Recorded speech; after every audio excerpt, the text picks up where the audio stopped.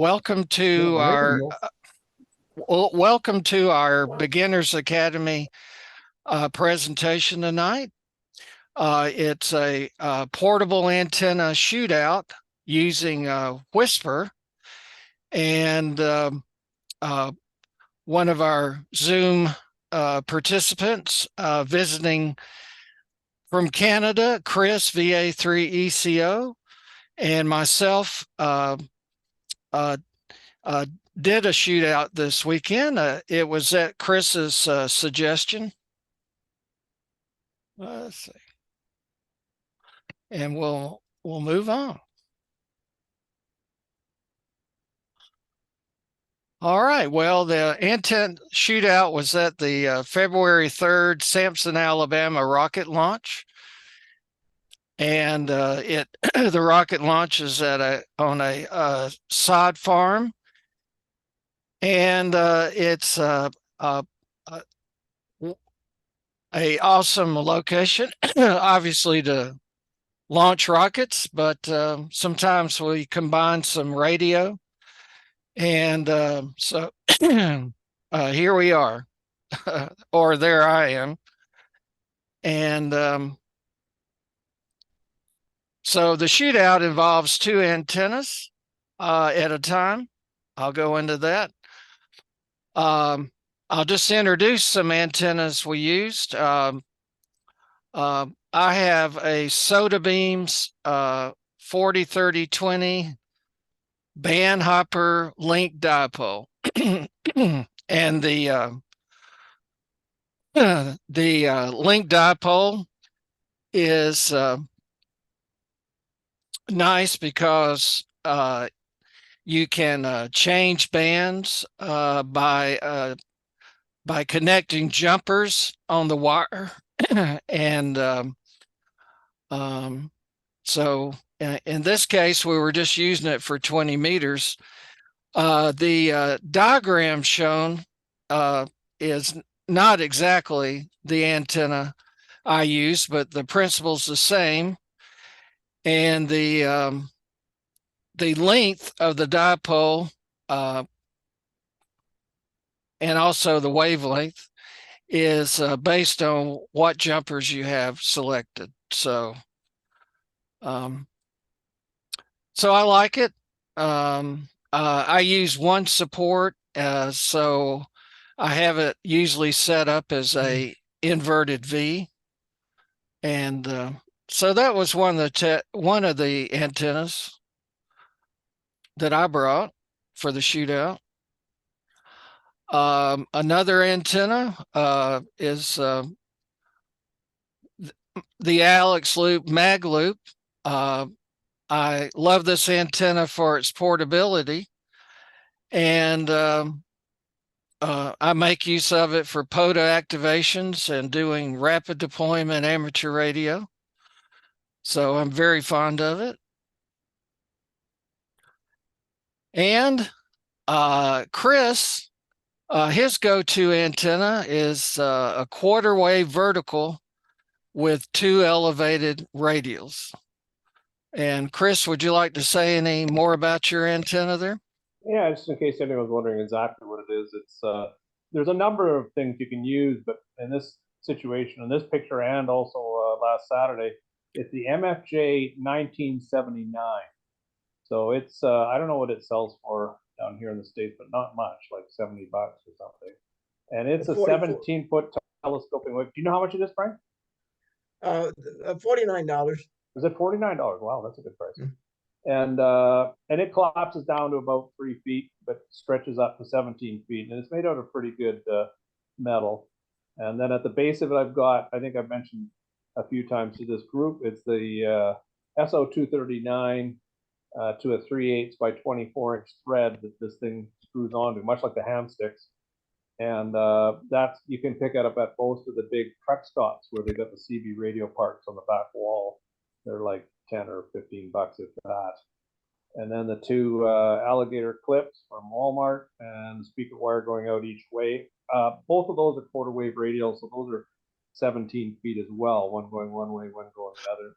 And the only caution I want to make is the alligator clips should go onto the PL259 connector or something like that, not onto the aluminum bracket you get from the truck stop, because the aluminum is anodized and it's got quite a bit of resistance to it, I found out. So you're better to alligator clip onto the PL259 itself for your counterpoise. Other than that, it's a pretty simple antenna. And you can bring it down for 10 meters or 15 meters as well. Back to you, Greg. All right. Thank you, Chris. Well, you could do a shootout various ways. You could make contacts on your favorite mode, sideband CW or even FT8. But we used Whisper WSPR, and that's the weak signal propagation reporter.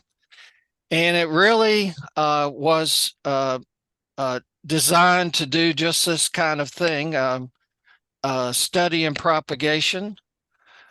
And it works well for comparing antennas also. And it is, if you use FT8, it is part of the WSJT, I believe it is, software. It's one of the modes in there. And you could receive Whisper or transmit Whisper with that. It it encodes some information, including your Maidenhead grid locator and your transmitter power and your call sign. If you have a Whisper beacon, your transmissions can be received by many volunteer stations all over the world that are listening for Whisper. And those stations upload, it's really automatic to a central database. And so hopefully it'll come clear how we used it.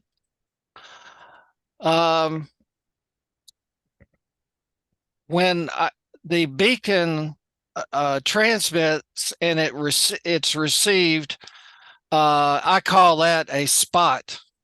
Okay, you're spotted by a receiving station. And this is just a sample of Chris's beacon. We had two beacons, and his beacon had W4RYZ as the call sign. That's our Panama City Club call sign. His grid was for the rocket launch. It's Echo Mike 61. And then this tabular data is showing the stations that receive Chris. This is just a sample. And their grid and various other information, including their distance from you.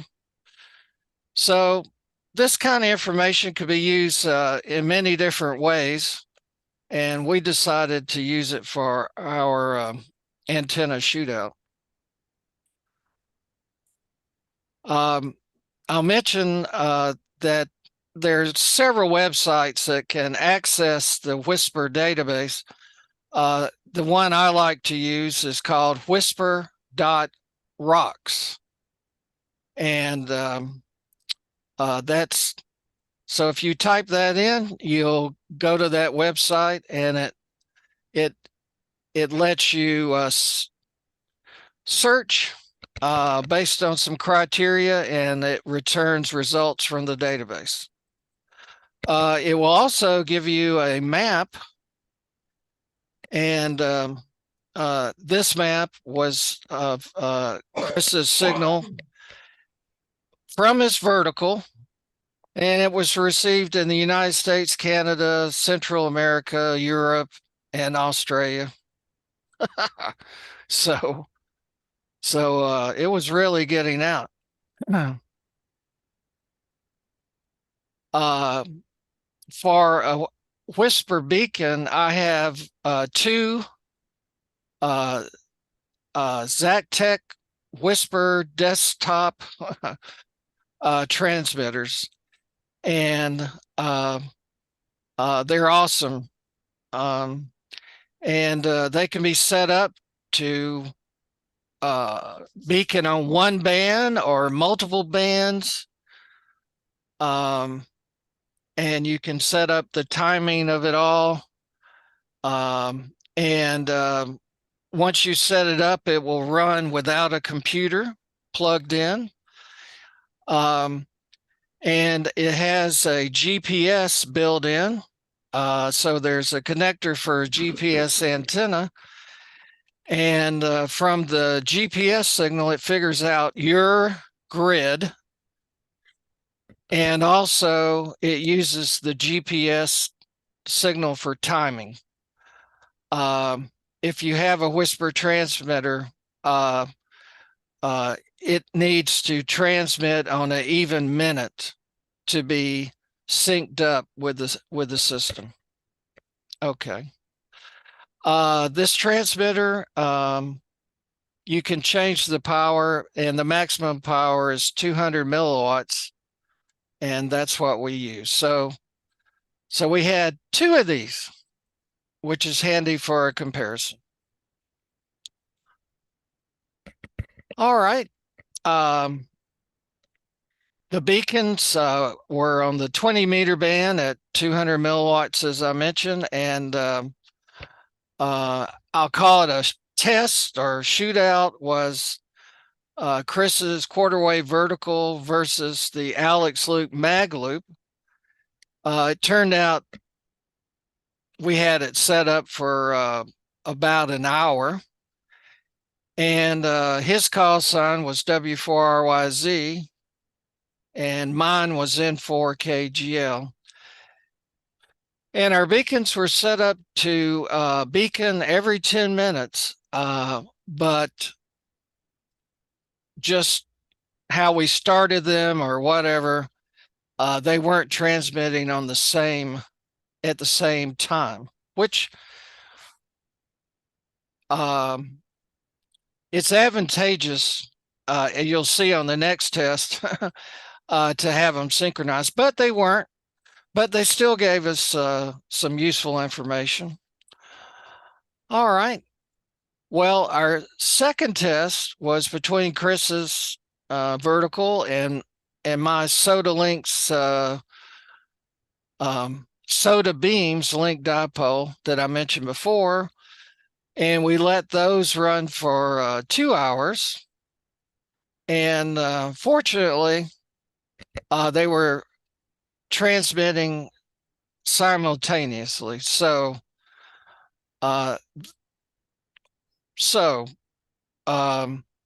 if a station hears both of us, then we can compare the signal to noise ratio of the signals. So that's pretty handy. All right. Well, I played around with this kind of data before, and I like to use Microsoft Access. You don't have to use that.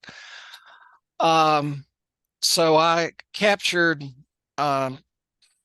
our data for test one, and I did a query, and so here the test is the vertical versus the loop, and you'll see a column with the transmitter call,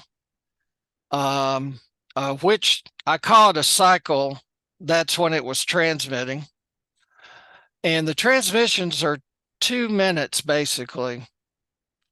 And then it was off for 8 minutes, and then it would come back on again. So our times are like 10 minutes apart.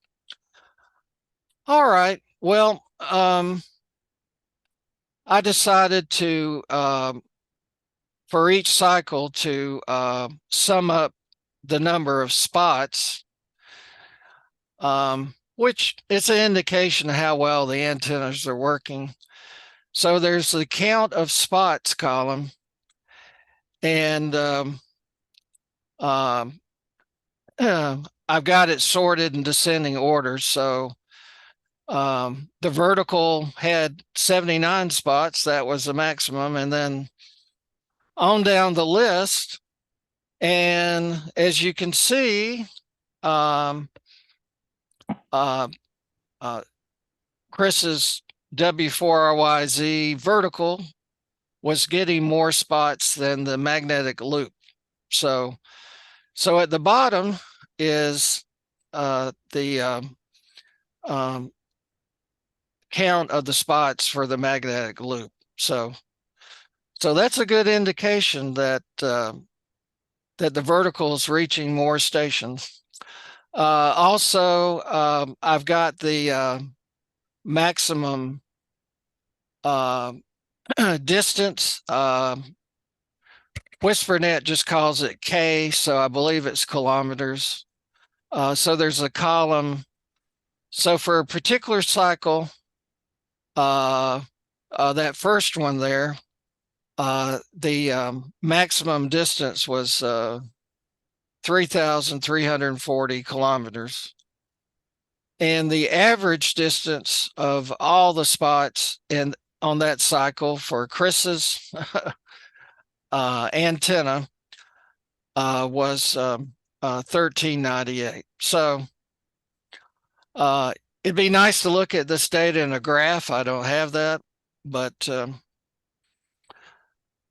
so the vertical is getting a lot more distance and it's pulling in more stations. So I am going to claim that I need to do a retest. You got to get Frank's loop out there, too. Yeah. Well, I have a loop that Frank helped me build that I could use. But anyway, uh, I just like to repeat the test, maybe between my mag loop and my link dipole. But anyway, this is the result. So it was very favorable for the vertical. Chris, how tall was the antenna again? Was it 16, 17 feet? Yeah, 17, I think they set for a quarter wave? Okay. Yeah. So Chris is really attached to that vertical, and he uses it in all kinds of situations. So Were you just using the same wattage? Yeah, yes. they're both a fifth of a watt. Yeah. Okay. Yeah.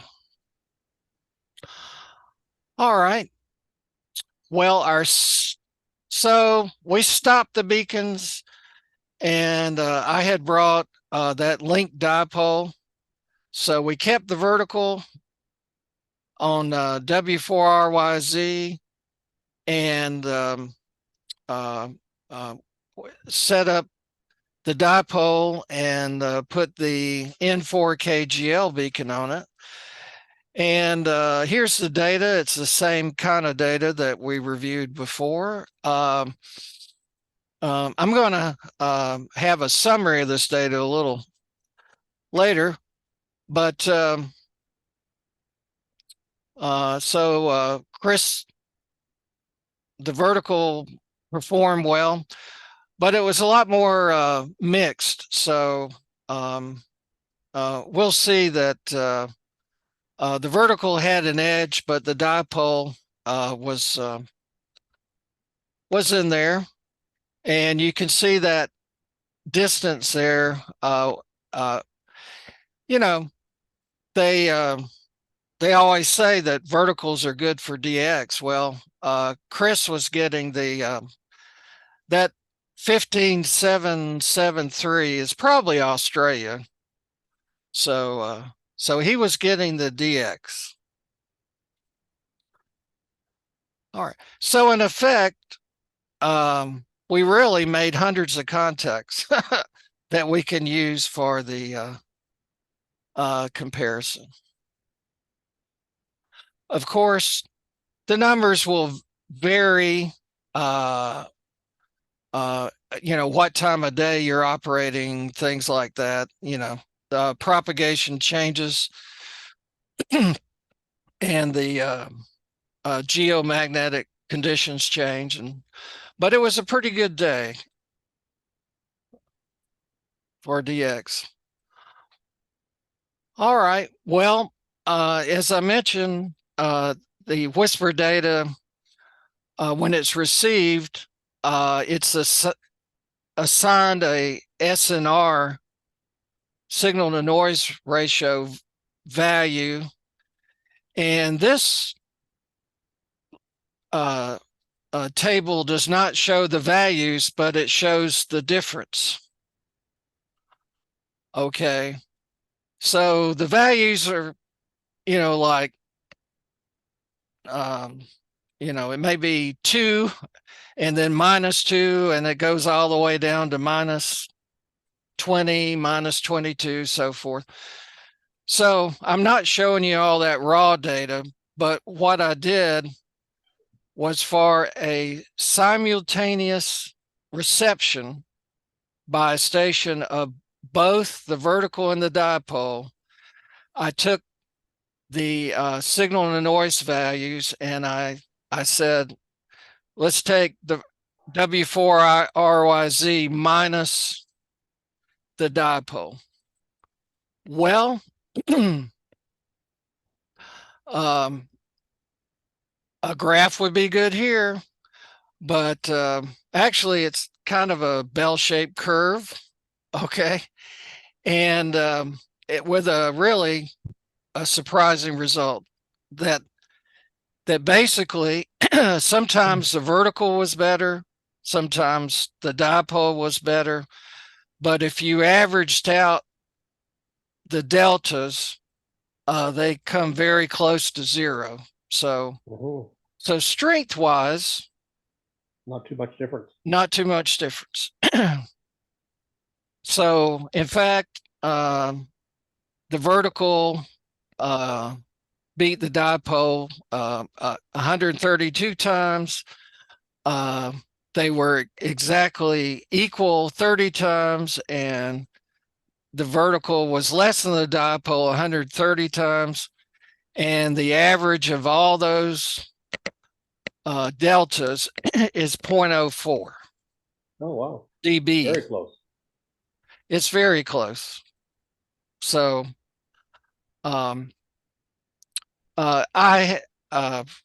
it would be another story, but I've used a similar concept to do a saltwater amplifier study, and I was getting 10 dB difference. But these two antennas in the field, as far as signal strength, were darn close. So for all these numbers to average out to 0 it's something. It's cool. All right. Okay. Well, I think this is a good summary here. And things aren't sorted in a very good order, but the first 2 rows are the vertical versus dipole. And the vertical had the average spots received for each cycle was 66, and the dipole was 55. So that's not a dramatic difference, but nevertheless, the vertical did a little better. But for Saturday's test, the average spots for Chris, which is the bottom row, was 66, and for the magnetic loop was 30. And so anyway, congratulations, Chris. Well, thank you. But actually, now, and I say it in this next one here. Let's see. I'm going to jump to the middle of these bullets here. You know, as hams, we hear people talk about antennas, and some people knock an antenna and they say that's not any good. Well, verticals don't have the best reputation.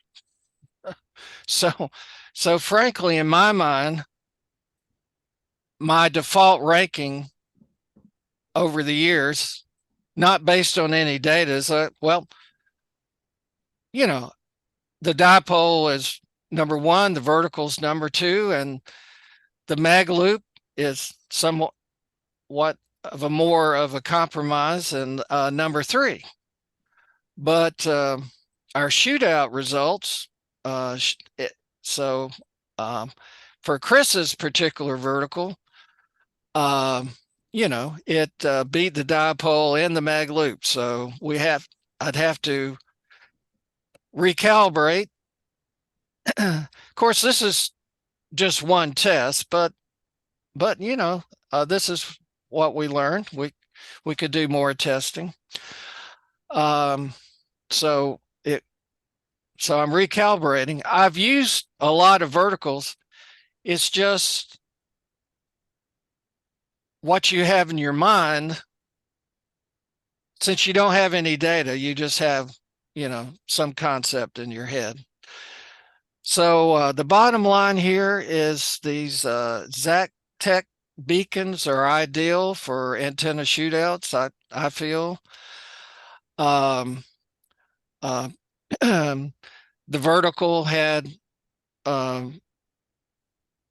double the whisper spots in the mag loop. The vertical and the dipole were close in the number of whisper spots, but the vertical had better DX, which probably accounted for those extra spots that the vertical did get. And I talked about the ranking, and even though the mag loop, you know, wasn't the winner, it's still my favorite antenna for POTA and radar. It's nice and quiet listening antenna. Well, and it's very portable.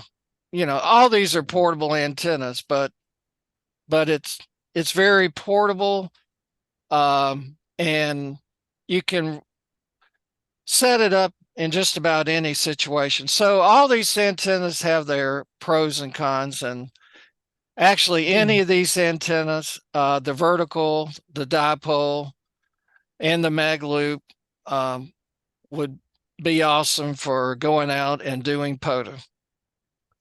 Yeah, like a condo balcony or something. None of these tests take consideration the receiving factor, correct? No, this is strictly transmit. That's right. Well, that's where the loop excels on the receiving side. Mm-hmm. Well, you're right. You're right. Yeah. Yeah. It's a nice thing to see. Yeah.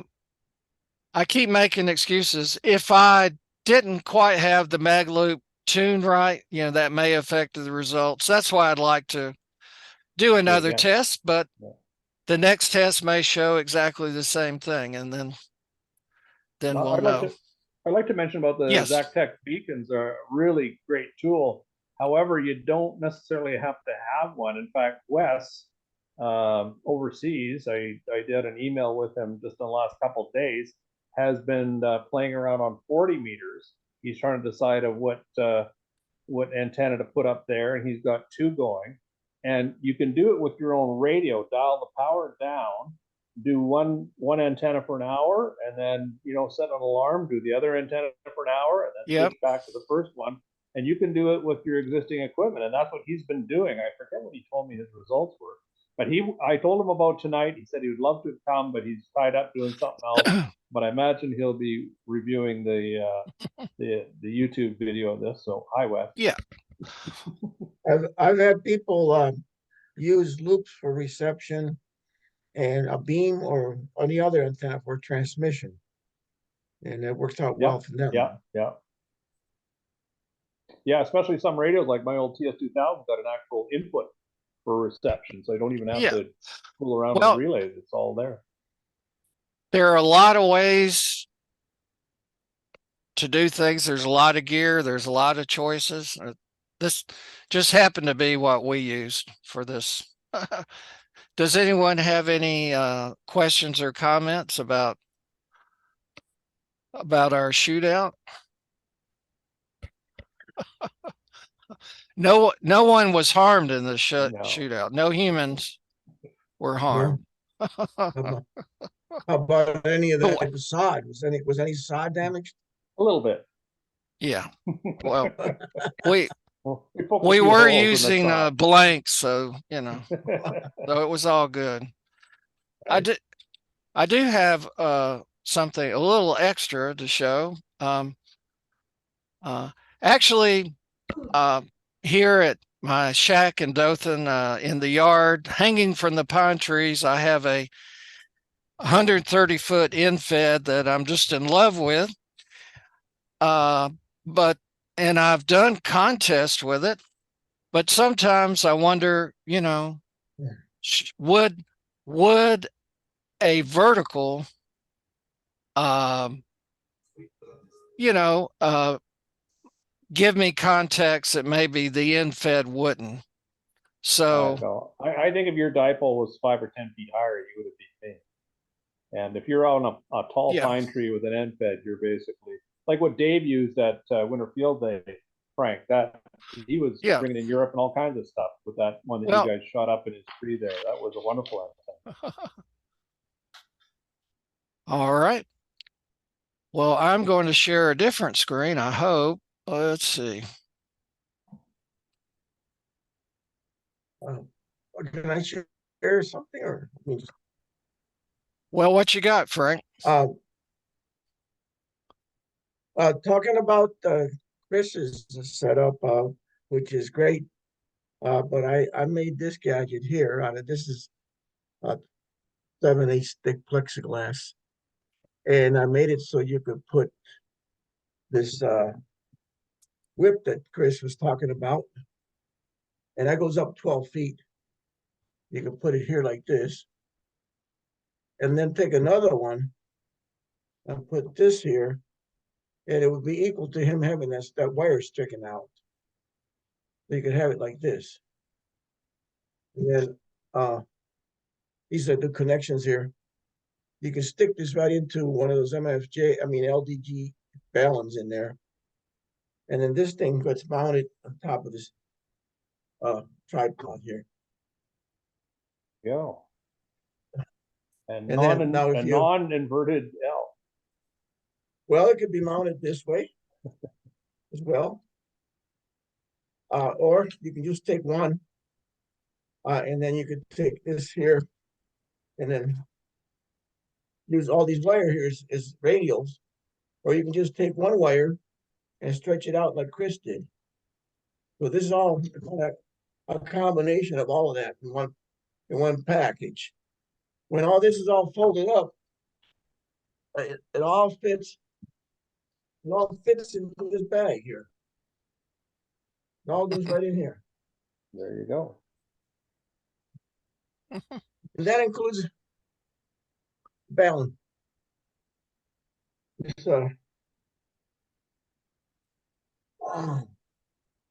These pins just plug right into the top of the balance here. That's I got different ones, 4-to-1, 1-to-1. Perfect. That's what I'll use that, like when we're doing radar, I can use that or the loop, either one. Whatever's quicker to put up and take down. All right. Well, I'm going. Well, yeah, that's a pretty flexible device there to be used. In fact, I don't know. Maybe I got some of this plexiglass, Chris. I can buy and make you a piece. You can take them back home with you. Yeah. All right. Well, I'm going to share here. This is the Whisper Rocks website. This is what you would come to. And so I have a beacon here. Well, one of the beacons, and I hooked it to the infed antenna today. And so I can search for my call sign as a transmitter. So, there's different options to play with, and they're a lot of fun. And there's many applications for this beyond just what we're doing. A antenna shootout. So I'm going to do a search, and oops, let me go back. That's in the last hour. Let me go for the last 12 hours, and I'll do the search again. All right, well, and for this, I'm having it will go through the bands that you select. So my beacon, I think it's basically an 80 through 10. So in the setup, there's a checkbox for the bands that you want, and it will go through those and just keep repeating that. So that's pretty handy for a multi-band antenna. Okay, well, that is the tabular view, so to speak, and the map. There's the map. Now, Greg got Alaska. I got Australia, but he got Alaska. Yeah. So that's pretty cool. Yep. Well, yes. But what I wanted to show you is some of the, I'll just give you a sample of the kind of things that it can do. Well, let's see. Well, that's fine, but what I want is the distance, frequency versus distance. All right. Well, on the left, we've got the frequency in megahertz. So down at the bottom, we got 80 meters, and then around 7 is 40. I didn't mean to select 30, but I did. And that it just goes on. In the middle here would be 20 meters, and then 15, and then 10. And along the bottom is the distance. So as you can see, and as we all learn, the bands are different at different times. And so anyway, during the day here, 80 was short distance, less than 1,500 miles, and no kilometers, or 1,700 kilometers. 40 was similar. So the higher bands got the greatest distance, and I don't know what LX1, what country that is, but that was 7,500 kilometers. If you click the dot, it'll show you on the map.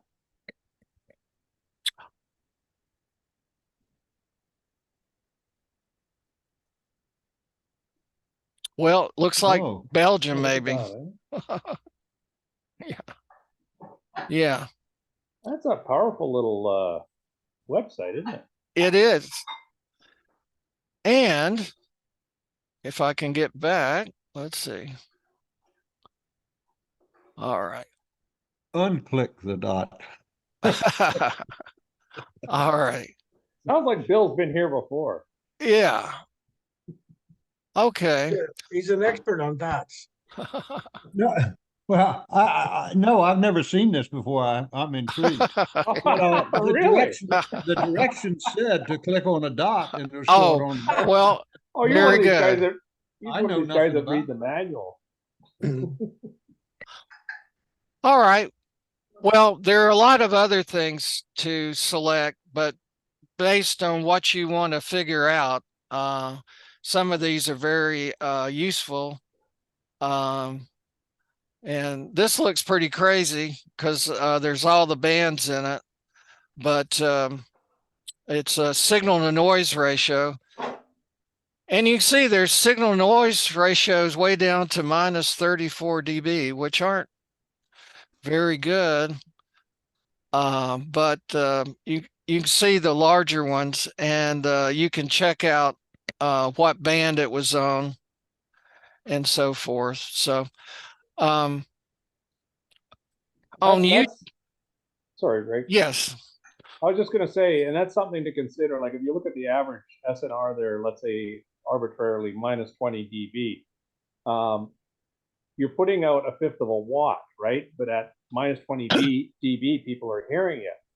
So if you come up 10 dB from that, from a fifth of a watt, now you're at 5 watts, and you're still at minus 10. So you come up to 0 dB, where you'd be doing an SSB transmission, where someone could, talk on the on voice. You're talking equivalent of 50 watts. So your fifth of a watt is really a 50 watt transmitter, and because of this wonderful system that they, Joe Taylor has devised. Yeah. Cool. Well, I just wanted to show you just what a great website whisper.rocks is. And in our YouTube channel, there is a video of an experiment studying whisper. No, actually studying NVIS. So there's just endless things you could study, and you could study what would be the best time to communicate with Panama City, Florida.